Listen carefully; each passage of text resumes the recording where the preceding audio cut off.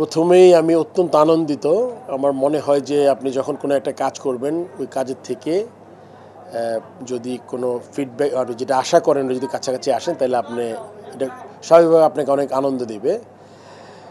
এটা আসলে এই জার্নিটা শুরু হয়েছে আজকে না, জার্নি শুরু হয়েছে প্রায় 2-2.5 মাস আগে, যখন প্রথম আমাদের মাননীয় ক্রীড়া উপদেষ্টা, মাননীয় প্রধান উপদেষ্টার সাথে আলাপ করে তারা যখন বললেন যে আমাদের দেশে বিপিএল ইজ এ ইভেন্ট, যেই ইভেন্টটা আপনার সবসময় মনে হয় যে এটা একটা ফেস্টিভ মুডে থাকে, এটাকে আরও বড় করে বড় পরিসরে আমরা কেমনে মানুষদের সম্পৃক্ততা বাড়াতে চাই। আপনি জানেন নতুন দেশে এটা একটা বিরাট চ্যালেঞ্জ ছিল।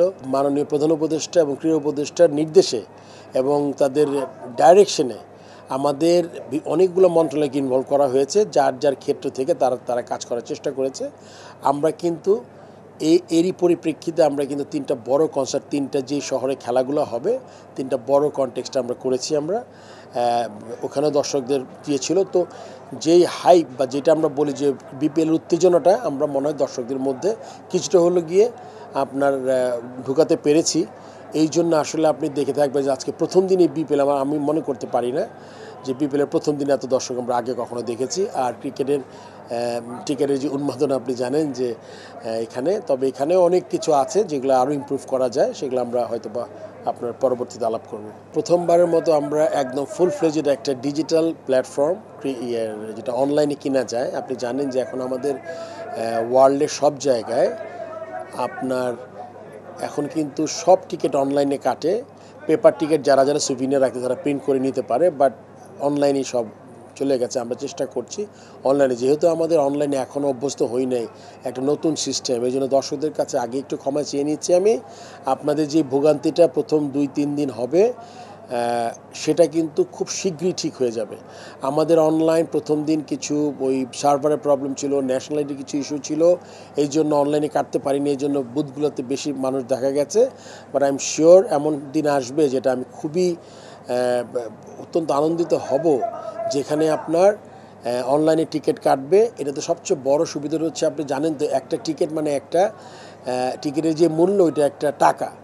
যদি আমি 2000 টাকার টিকিটের দাম ধরি, এটা কিন্তু 2000 টাকা আপনার হাতে। সো এইটাতে যত লোক ইনভলভ কম করা যায়, এটা সিস্টেম হবে। আপনি টিকিটটা কাটবেন, টিকিটটা কাটার পরে এই টিকিটটা আপনার চলে যাবে গেটওয়ের মাধ্যমে দিয়ে আমাদের যে টিকিটের যেই বিসিসিবি টিকিট কালেকশন একটা আমরা অ্যাকাউন্ট করেছি সরাসরি, এখানে কোনো হিউম্যান ফ্যাক্টর নাই।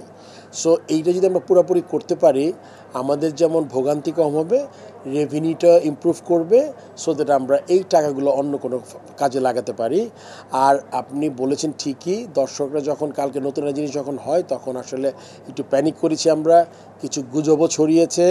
এগুলোর থেকে আপনারা কান না দিবেন। আপনি দেখবেন ইনশাল্লাহ আগামী 2-3 দিন মধ্যে ঢাকা রাউন্ডে মোটামুটি আমরা পুরোপুরি জিনিসটা একটা সিস্টেম এনে ফেলতে পারবো। অনুরোধ থাকবে, অনলাইনে যারা টিকিট কেটেছেন তাদের প্রিন্ট করার কোনো দরকার নাই। টিকিটটা আপনি অনলাইনে কিনবেন, যেই ডিভাইসে আপনি কিনে নিয়ে আসবেন, ওই ডিভাইসটা আপনি শুধু যেই চেকার বা ট্র্যাকার বা যে মেশিন নিয়ে লোক থাকবে আপনার, কেন এটা আপনি জানেন এটা ডাবল ট্রিপল প্রোটেকশন দেওয়া টিকিট, এই টিকিট নকল করতে পারবেন না। কিউআর কোড ছাড়াও এখানে আরও নতুন একদম মানে খুবই উন্নতি প্রযুক্তি ব্যবহার করা হয়েছে, বিডিএস।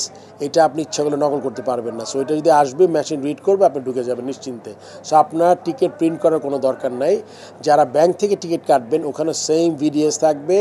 এবং আপনাদের মাথায় রাখতে হবে, প্রত্যেকটা টিকিটের হিসাব আছে। আমরা যেসব জায়গায় আমরা কিছু টিকিট আমাদের, আপনি জানেন যে আমরা বিনামূল্যে সরবরাহ করি, যারা আমাদের হেল্প করে থাকেন, তাদের টিকিট, রেভিনিউ টিকিট, সব টিকিটের কিউআর কোড, বিডিএস, প্রত্যেকের আলাদা নাম্বার, এই সেকেন্ড হ্যান্ড জেনারেট কেউ করতে পারবে না এই টিকিটটা। সো এটা আপনাদের মাথায় রাখতে হবে। আমার মনে হয় যদি নকল টিকিট দিয়ে কেউ ঢোকার চেষ্টা করেন, এটা আপনি সফল হবেন না। সো সবাইকে অনুরোধ করব, আপনারা টিকিটটা কেটে, অনলাইন হোক বা পেপার টিকিট হোক, টিকিটটা কেটে আপনি আসবেন এবং বাংলাদেশ ক্রিকেটকে আপনারা সাহায্য করবেন।